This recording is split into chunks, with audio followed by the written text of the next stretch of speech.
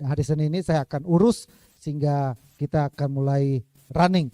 Dan saya juga akan urus, ini saya ada isi data form untuk kita daftar ke Depak, Departemen Agama.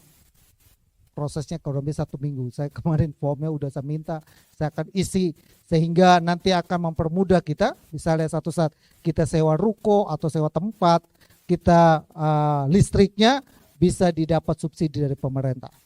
Kayak teman saya listriknya 35.000 watt, bayar sebulan cuma 1 juta. Bilang buset, itu kan pabrik punya urusan kan. Bayar cuma 1 juta, abodemennya doang itu. Ya kan? Nah kayak gitu tuh fasilitas. Saya lagi urus, atau nanti satu saat kita memiliki tanah. Siapa tahu ada jemaat Tuhan yang bilang, Pak, saya mau hibahkan tanah ini buat gereja. Ya kan?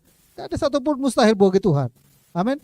Saya mau hibahkan tanah ini buat gereja. Nah kita buat urus suratnya, kita perlu namanya SK dari Depak. Ya, besok-besok kalau kita ibadah ada yang datang gak gugat. Gua resmi, pendetanya resmi, gereja resmi, SK-nya Depak menyetujui. Amin.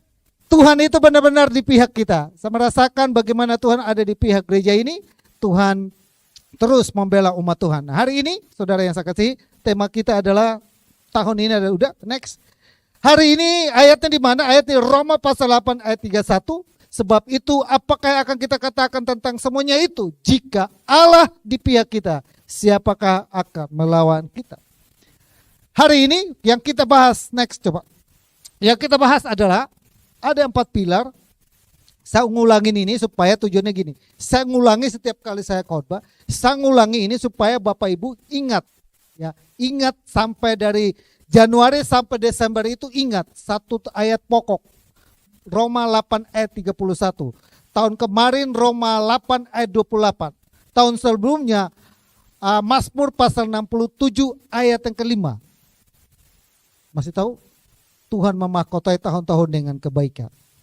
Dan tahun kemarin kita sudah masuk di Allah itu turut bekerja. Dan hari ini, tahun ini, nah ada 4 pilar yang menopang tahun bagaimana supaya Allah itu turut bekerja dalam kehidupan kita. Bagaimana supaya Allah itu benar-benar ada di pihak kita. Ada 4 pilar. Yang pertama, Roma pasal 8 ayat yang ke-31 sampai 32 bicara tentang evaluasi. Kenapa? Kok muncul kata evaluasi? Bingung kan Bapak Ibu? Kata evaluasi saya simpulkan dari ini. Sebab itu apakah yang akan kita katakan tentang semuanya itu jika Allah di pihak kita.